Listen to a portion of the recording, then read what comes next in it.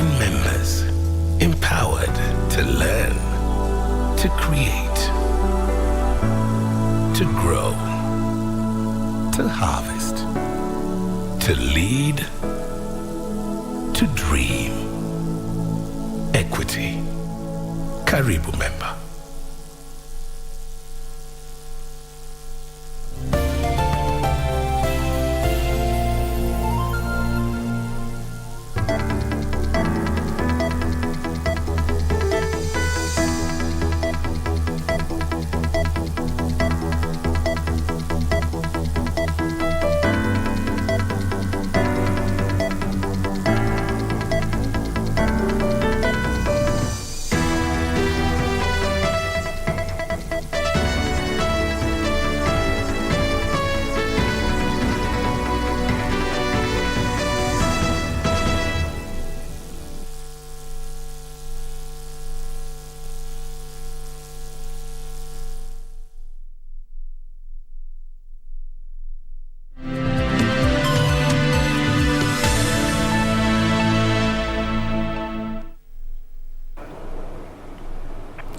Good afternoon on the 23rd of June 2022, on a day when the 2022 Safari Rally is being flagged off at the KICC, and we do have a team there that is covering that story and so much more. Thank you for joining Lunchtime News. I am Nissy Imano. Lucy Maura is our sign language interpreter.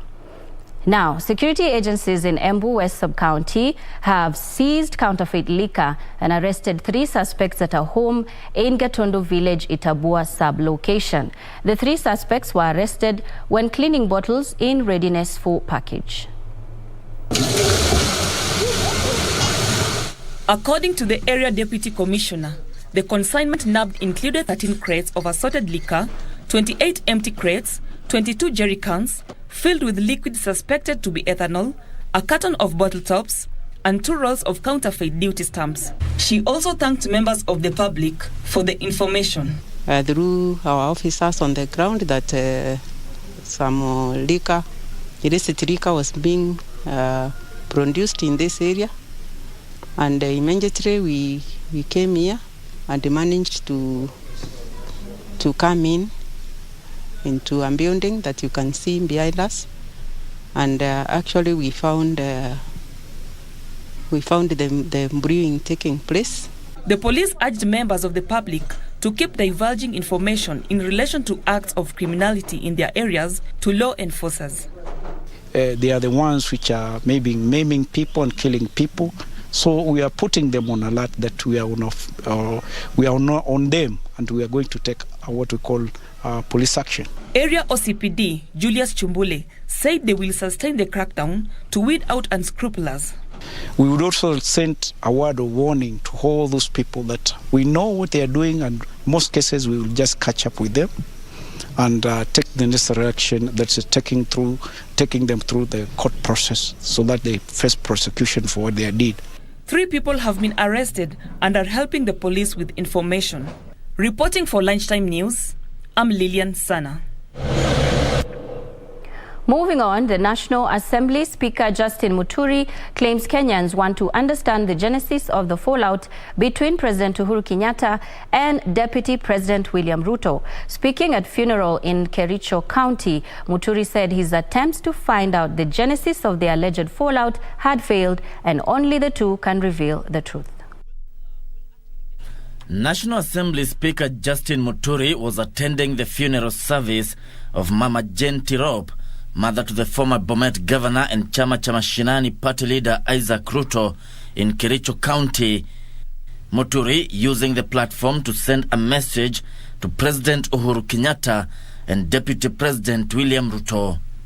It is wrong for President Uhuru to wait for tarehe 9 aende mapumziko kabla kuelezea wa Kenya what went wrong between him and William Ruto. Kenyans deserve to be told. In Narok County, Kenya Kwanza leaders, led by Governor Samuel Ole Tunai and United Democratic Alliance gubernatorial candidate Patrick Ole Ntutu, committed to promote peaceful campaigns. mimi nataka kuomba wakaaji wetu wa Narok ambaye tuko na kabila 45 ya kwamba Mheshimiwa Ole Ntutu akichukua ushukani ya governor atahakikisha ya kwamba majamii zote ambazo wako Kenya wako Narok wataishi kwa amani, na kila mtu ako na right kuwa na properties hapa Narok na kuwa na mali yake na kuendelea na kazi yake. Tunaheshimu wale wenzetu, wao si wadui, wao ni watu ambaye tunashindana tu kwa amani, na najua ya kwamba watu wa Narok tayari wameamua ya kwamba watachagua watu wa Kenya kwanza tarehe 9 mwezi ya 8. Similar calls were made in Kajiado County, where Governor Joseph Ole Lenku emphasized on the need to uphold inter-ethnic unity. Na mimi nawahakikishia nyinyi vile nilichunga timu yangu, hata nyinyi nitawachunga kama team Paris ndani ya timu lemo. Hata hivyo kwanza umeona timu yako, umesikia gari ndogo, unaona yule MC hapa na wengine, watu wote mko mahali nafaa. Sasa tufanye kwa pamoja. Elsewhere, the New Democrats Party founder Simon Gonjiri has urged the youth to be vigilant and avoid situations that expose them to misuse by ill-meaning politicians.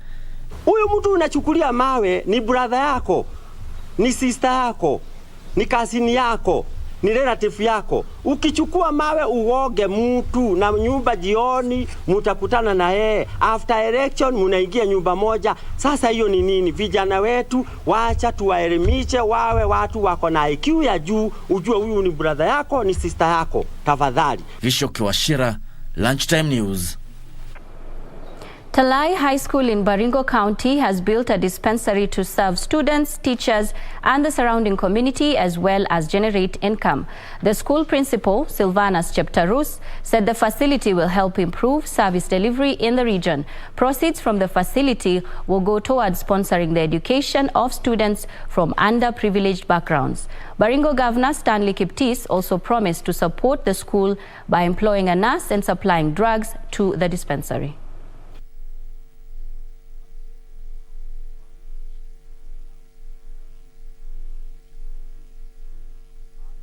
When we make savings from income generating activities, apart from infrastructure activities that we are able to construct, like this dispensary, the board also declare part of that money to support needy students who hail from humble backgrounds. This is an idea. We have been running the Talai Secondary School Bursary Scheme from the year 2016, and out of that program we have been able to transit a good number of students to the university.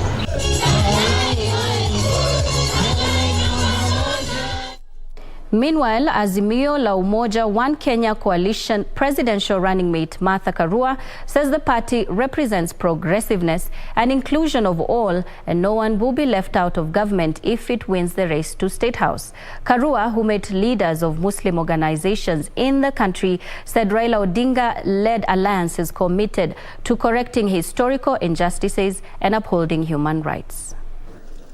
Azimio la Umoja One Kenya Coalition presidential running mate Martha Karua sought to woo the Muslim vote when she met the leadership of several Islamic organizations at a Nairobi hotel. Karua reiterating the coalition will prioritize development and reduction of the national debt if it forms the next government.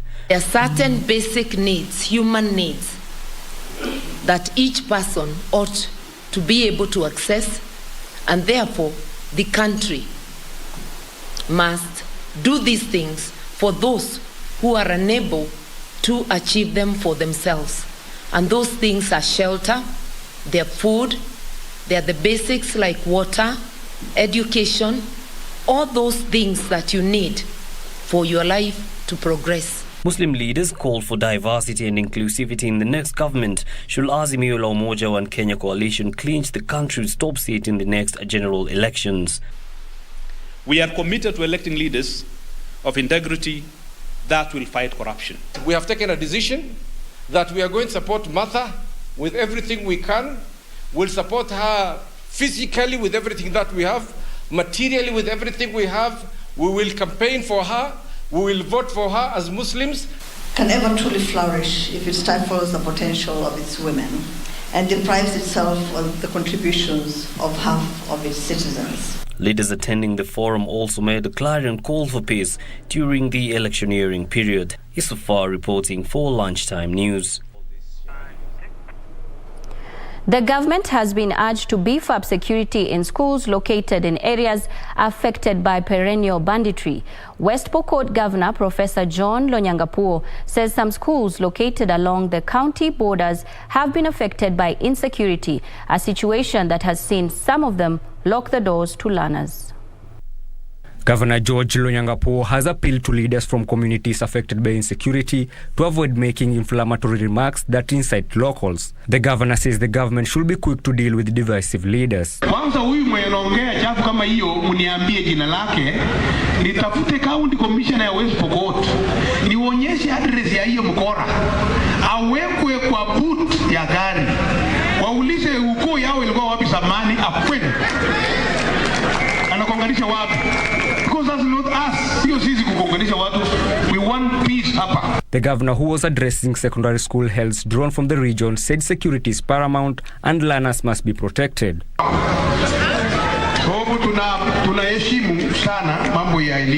The county released a bursary worth 138 million, where 51 secondary schools from hardship areas with less than 100 students received 20,000 per student in the first tranche. All-day school students received 7,000 shillings each for a bursary. Moving on, the National Cohesion and Integration Commission, NCIC, has embarked on the training of security officers on how to tackle electoral violence. NCIC Deputy Director James Ochola Akello says the security officers will play a major role in beefing up security after elections. Speaking in Murang'a County during the training, NCIC Deputy Director James Ochola noted that the training will go a long way in ensuring security is beefed up in the country during and after elections. We have a team of security officers from both counties because they are key. They are key when it comes to elections. They are the ones who provide security, and we felt that they need to have that requisite knowledge to handle election issues, offenses in terms of hate speech, electoral offenses, and the process of investigation. Our role here today to assist the police officers in line of investigations or in to cover some certain areas or where offenses really need that directions or guidance. They need that guidance from the prosecution. Akello urged the media to be responsible partners in the entrenchment of peace and cohesion by giving blackout to hate mongers. It's good that even the peace forums that we conduct be put into considerations and or to the highlight, rather than only focusing on the issues of hate speech, which is just a component and a function, and one of the work of the National Cohesion and Integration Commission. Jacqueline Mesharia for Lunchtime News. It is time now for our very fast break here on Lunchtime News, but don't go too far. On the other side of this break, I will be joined by a guest who will be helping me unpack the topic of food waste reduction. Don't go too far.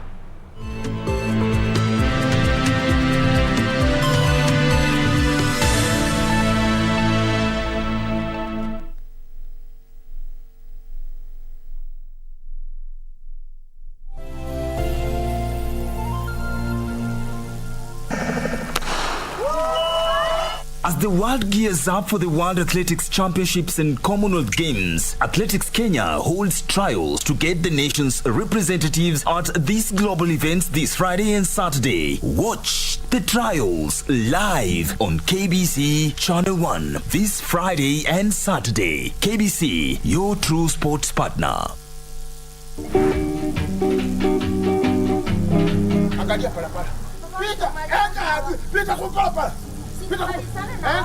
Unaitwa nani msichana?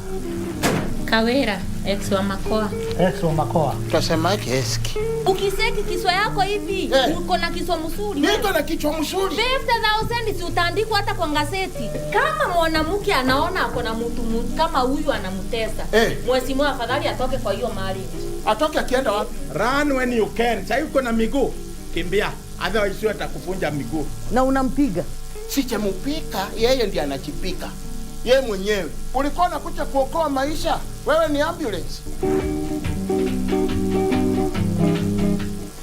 Do you have a new story to share with KBC? Get in touch swiftly on email news@kbc.co.ke or call 0723-892-654 or 0734-780-124.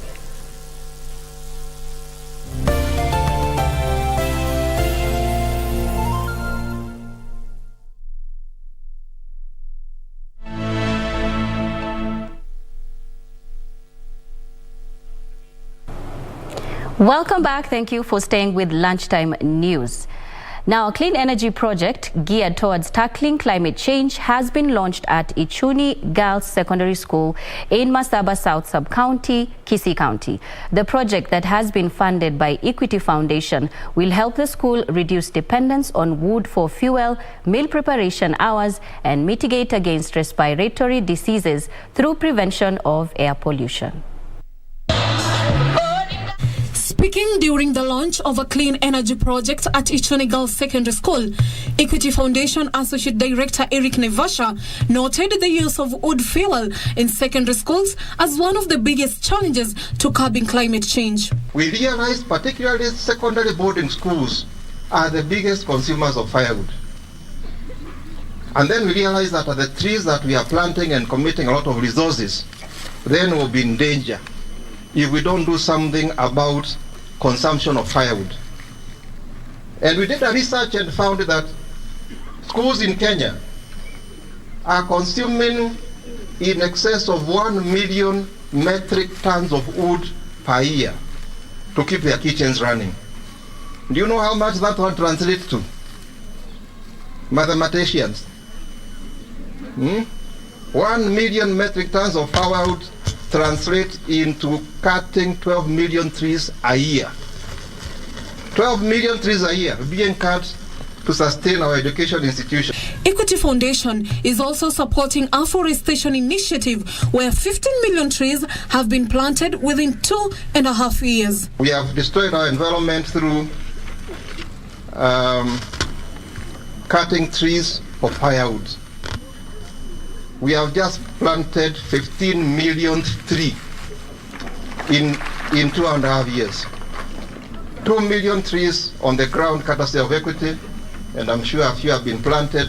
I'm sure even some principals who are here could have been beneficiaries of the trees that we've been planting with schools and our communities. Ichuni Girls Secondary School Principal Lucy Ambitha commended the foundation, terming it as a welcome change to the institution's lifestyle. Equity Foundation has also ensured learners' participation and witnessed consistent savings through recycling biogas into renewable energy sources. Efi Nyakidi for Lunchtime News. Elsewhere, a community-based organization in Kilifi County has embarked on a program that seeks to provide free medical care to the elderly in the region. Kairat Hospital has so far enlisted 150 senior citizens and is looking to expand the program to reach more members who need the services the most. Kairat Hospital CEO Mohamed Mahfoud said they were touched by the plight of the many elders in Kilifi who have little to no access to proper health care. Kama vile jinsi nilikuwa nasikia kifua changu sikii vizuri na kohoa, na hata nilienda hospitali nilipewa madawa, lakini hii ambayo nilipata leo niko na matumaini, nimeona dawa tofauti na hata zile nyingine. Nimetoka nyumbani za tafuta madawa na shukuru nimefanikiwa madawa, kwa sababu mimi nasikia kichwa kuuma na mwili unauma, viungo basi hicho unauma. So what we did, we were actually, whoever comes within Kilifi County, we used to actually register them and put their names in our scheme, and they were treated. But then we realized if there is any function within Kilifi, maybe there's funeral, there is also wedding, people who come in from all over.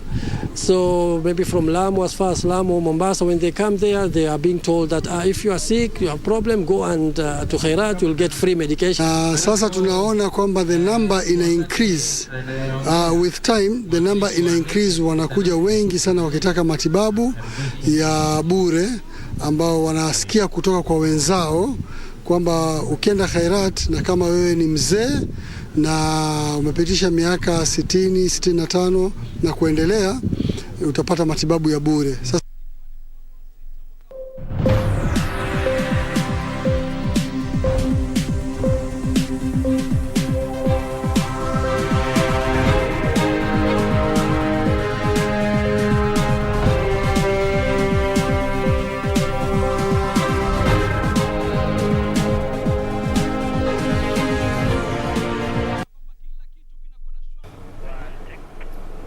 On to the day's business now, where Kenya is likely to bridge its current 400,000 metric ton rice supply deficit with the operationalization of the expanded Bunyala Irrigation scheme.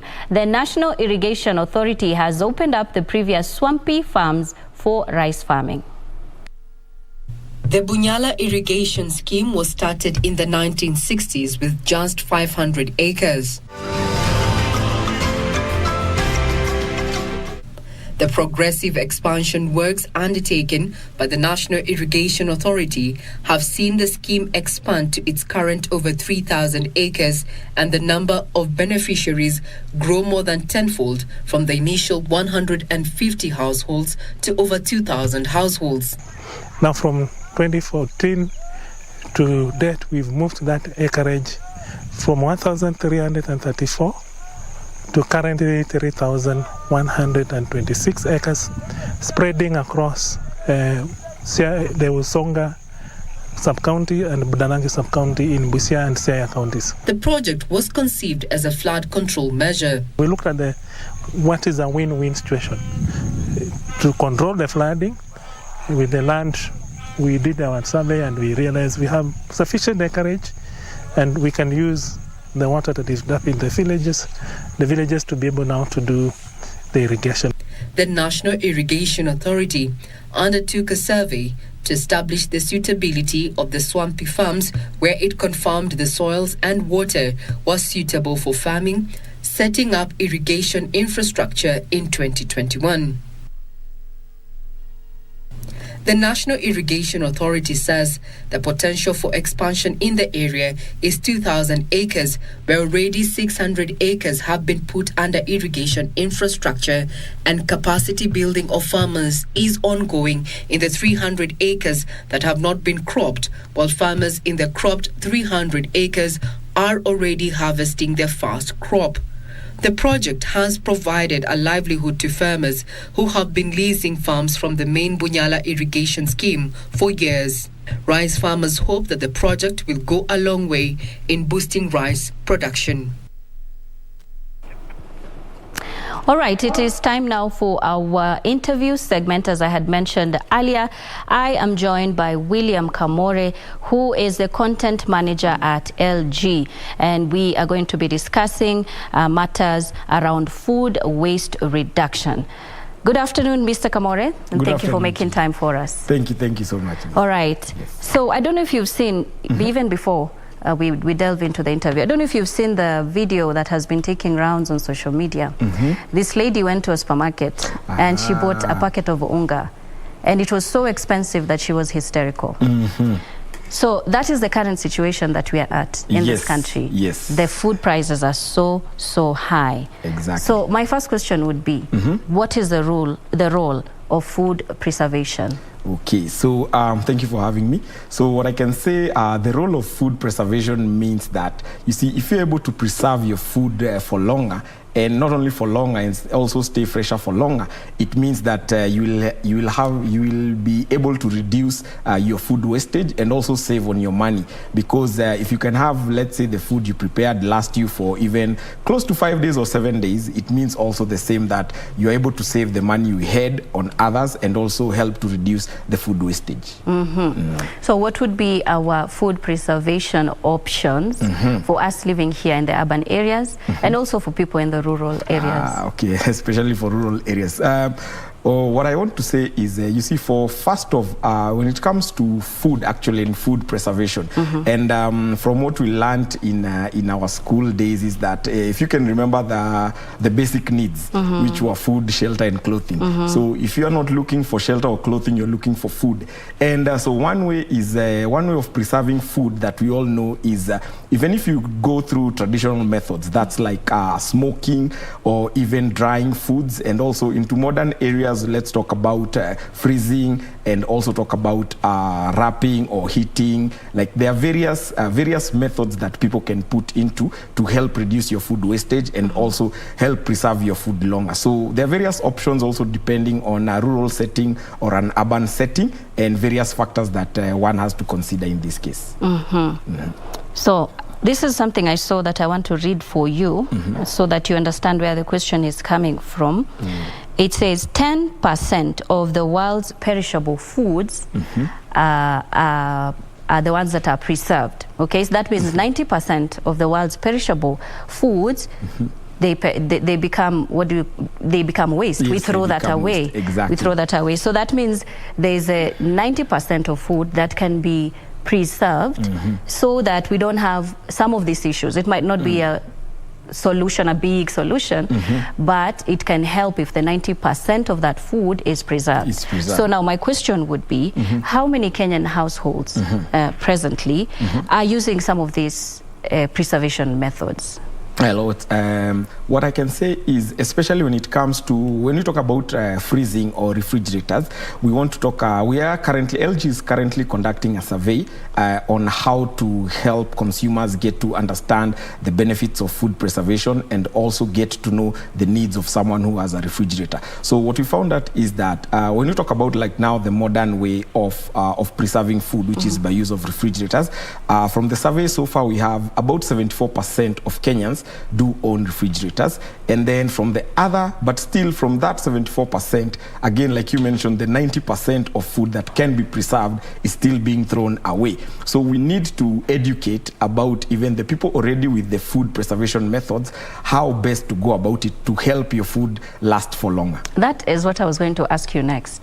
It's not uncommon to find people who have food in the fridge, but they've thrown it away afterwards. Yes. So why, or how can we change that? I'm sure either one of us, you've thrown food recently from the refrigerator. Definitely. Yes, so what I can say is, one is first getting to understand, like, the refrigerator you have, like, what options or what features will help you in preserving your foods fresher for longer, and that comes like into the compartments that are there available, and also the features to help you preserve your food fresher for longer. So if we educate the masses on, if yes, I do have a refrigerator, but what other step can I go to help preserve my food fresher for longer? And so one, let me just give some few tips for the users. So like, one, if you do have a refrigerator, so one is always wash your foods, because like you mentioned, the perishable foods, because that's what most people throw away, and that is like your tomatoes, and exactly the cost of tomatoes is higher, your vegetables and stuff. So first you need to wash them, and then there's also compartments that help you in preserving your vegetables fresher for longer. So if you are to put it in the vegetable drawer, it's actually there, and not place it on the door.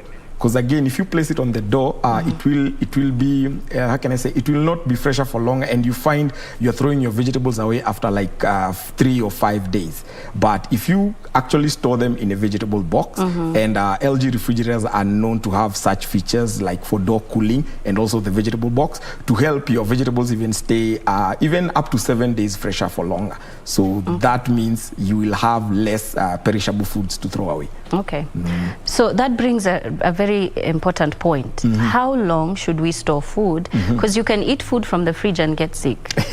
So how do we know the time frame? The time frame. So for the time frame, I usually say it depends on all refrigerators have actually two compartments, which is the freezer and the fridge compartment. If it's for the freezer, that can last, I don't know, it can last longer because it's actually frozen. But the major compartment is usually the fridge compartment. So if let's say if it's food you've cooked, I usually tell people like between 3 to 5 days. But if it's food you've not cooked, and again, depending on the refrigerator you have, I'd go with between 7 to 10 days. After those days, I mean, it's also a health hazard to you and also to anyone else who will consume it. Okay. So now, most people going into a shop to buy a refrigerator, I think most people would want what they're looking for would be size and things like that in this, the newest one. But what should we be looking for ideally when we're going out to buy a refrigerator? So I would say if you're in the market to buy a refrigerator, most of the points to look out for would be, one will be on the capacity. And again, like I mentioned, we are currently running the survey. So you can get the survey link on all of LG's platform, that's Facebook, Instagram, to help us get also the customer feedback. But if you're in the market for a refrigerator, so one, usually check on the capacity and then also check on the energy saving, and that's most likely on the compressor part, because if I ask you, like, from all the appliances you have in your house, there's only one appliance that's always on power 24/7. And that is definitely the refrigerator. Right. So you have also to consider on the amount of energy this refrigerator will use. Okay. And then also factors involving around freshness, because that's the main aim of a refrigerator. So how can I keep my foods fresher for longer? Okay. Thank you so much for your time. That's all the time we have. It's okay. We have been talking to William Kamore, who is the content manager at LG. We have been talking on matters surrounding food waste reduction. All right, moving on, the government is collecting about 24 billion shillings monthly in taxes and spending 21 billion shillings on fuel subsidies, making it unsustainable. Petroleum Principal Secretary Andrew Kamau says this has drastically reduced tax revenue from petroleum products to a level where the government is barely collecting any tax from fuel. Treasury last week announced plans to gradually adjust fuel prices in a move aimed at eliminating the need for fuel subsidy. In the latest monthly pump price review, the cost of a litre of super petrol, diesel and kerosene all went up by 9 shillings. Without the subsidy, a litre of super petrol would in Nairobi be retailing at 184 shillings and 68 cents, diesel 188 shillings and 19 cents, while kerosene at 170 shillings and 37 cents. Countries that is happening, when we look at what the prices are elsewhere, they are on the way to 200. But in Kenya, for the last 1 year, we've managed to keep the prices as they are. The Petroleum PS reiterated the government's position that Fuel Stabilization Fund is unsustainable in the long term. Through the kitty, the government has managed to keep the pump prices low over the last 1 year, but at the expense of other government programs that need funding. Feasibly, what it means is that other programs that should have been funded through the exchequer, for example, pesa za wazee, jamii, free school education, conclusion of roads that needed to be built, affordable housing, healthcare, all these things are going to suffer. On Tuesday, President Uhuru Kenyatta signed the second supplementary budget that has earmarked 49.2 billion shillings for the fuel subsidy kitty. This is in addition to the 34 billion shillings allocated to the fund in the first supplementary budget. Kamau says the government collects about 24 billion shillings on petroleum products monthly and spends 21 billion shillings on subsidizing fuel. You're pretty much getting your fuel tax-free in Kenya. The latest data from Petroleum Institute of East Africa shows that Vivo Energy, the retailer of Shell fuel products, has dominated the market share at 17.1% and local petroleum sales, followed by its rival Total Energies and Ruby's. The top 5 oil marketing companies, which are Vivo, Total Energies, Ruby's, Ola Energy have maintained their positions. There's been an increase in growth in most of them. On dollar shortage, NCBA Group Managing Director John Gashora acknowledged the demand-supply gap in the FX market attributed to the rise in commodity prices, but the supply of dollars remains on track with historical trends. Elections, we usually have this problem. And after elections, the problem goes away. Because after election, the risks disappear, risks disappear, and therefore investors are more willing to invest in the country. Gashora, however, noted the need to make it more valuable to hold the shilling vis-a-vis the dollar. Caroline Jenga for Lunchtime News. And the Reserve Bank of Zimbabwe has agreed with the Bakers Association of Zimbabwe on measures to stabilize the rising prices of bread. The measures include allowing members of the Bakers Association to access their full requirements of foreign exchange through the weekly foreign exchange auctions for the importation of inputs and procurement of fuel for the distribution of bread across the country. Here are the details of the story and much more from across the continent. The price of bread will be adjusted on account of economic fundamentals that include global price trends of inputs and the movement of the foreign currency exchange rate. Zimbabwe has seen a wave of price increases for basic commodities over the past few months amid rising inflation due to internal and external factors. A standard loaf of bread is now costing up to $1.86. The Russia-Ukraine conflict has also caused supply bottlenecks as the country imports 65% of its wheat requirements from Ukraine. Last month, the government lowered tariffs on the importation of basic commodities to curb soaring prices. Meanwhile, the World Bank has approved $143 million financing to help the vulnerable citizens of Somalia overcome the escalating drought and food insecurity conditions across the country. The additional financing will expand coverage of the parent project by 20,000 households. It will also provide emergency cash transfers to 338,000 households, adding to the 160,000 households who are already receiving emergency cash transfers from the Shock Responsive Safety Net for Locust Response project. The World Bank is leveraging partnerships with humanitarian actors in order to alleviate the situation. Nearly 70% of the population is living below the international poverty line. Finally, South Africa has published its latest consumer price index, showing that annual consumer price inflation has broken through the upper limit of the Reserve Bank target. Finally, South Africa has published its latest consumer price index, showing that annual consumer price inflation has broken through the upper limit of the Reserve Bank's target range. Inflation has been recorded at 6.5% as of May 2022. Transport, food and non-alcoholic beverages account for half of the annual rate, with sharp price increases recorded in both categories. Diesel prices jumped by 8.1% between April and May, taking the annual rate to over 45%. The average price of a litre of diesel now stands at $1.48 per litre. Petrol prices have increased by 27% since May 2021. On the international scene, Twitter is trialing a new feature allowing users to share notes as long as 2,500 words. The social media platform normally limits posts to 280 characters. Twitter said the move was a response to seeing people use the platform to post pictures of longer announcements and steer followers to outside newsletters. Details of this and more in the news from across the globe. The test will run for 2 months and involve a small group of writers in Canada, Ghana, the UK and US. The new feature aims to keep audiences in the Twitter ecosystem, with readers able to see a headline and access the longer note by clicking on a link. The move follows Twitter's purchase last month, Year of Revenue, a Dutch newsletter startup.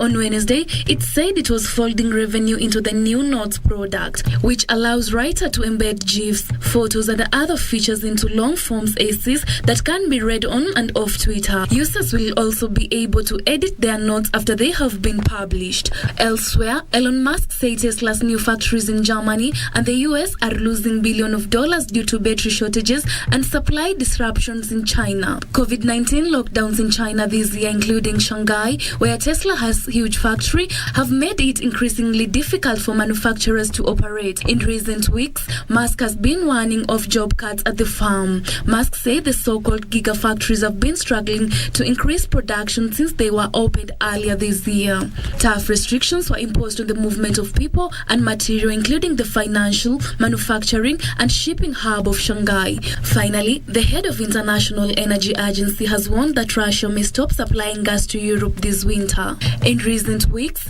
several European countries say they received significantly less Russian gas than they expected. Russian officials deny it's deliberate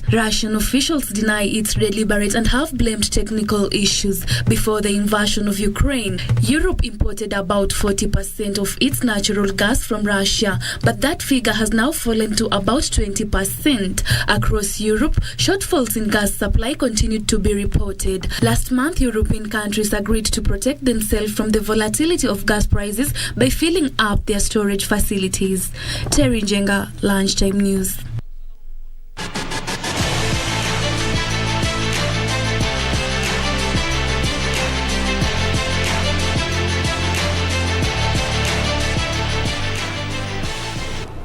It's time to get sporty now. Serena Williams' comeback continued as she and Ons Jabeur reached the Eastbourne doubles semi-finals with an entertaining win over Shuko Oyama and Chan Hao Ching.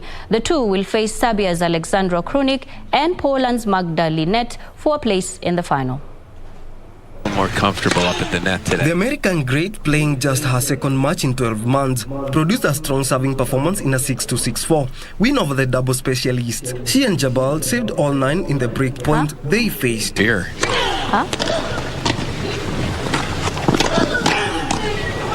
Oh, good hands there. Williams has been given a single wildcard into Wimbledon, which begins on Monday, but joined forces with Tunisian single world number 3 to gain grass court practice. The two did not face the breakpoint into opening set, winning 5 games in the row that take 5-1 lead before serving out the set. They will face Serbian Alexandra Krunic and Poland Magda Linette for a place in the final. For Sports News, I'm King Orimwangi.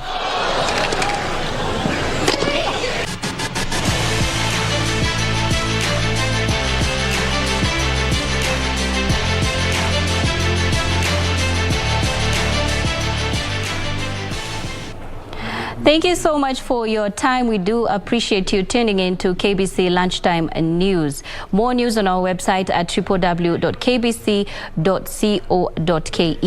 I am Nissy Imano. Lucy Maura has been our sign language interpreter. Good afternoon. God bless. Enjoy the rest of your viewing.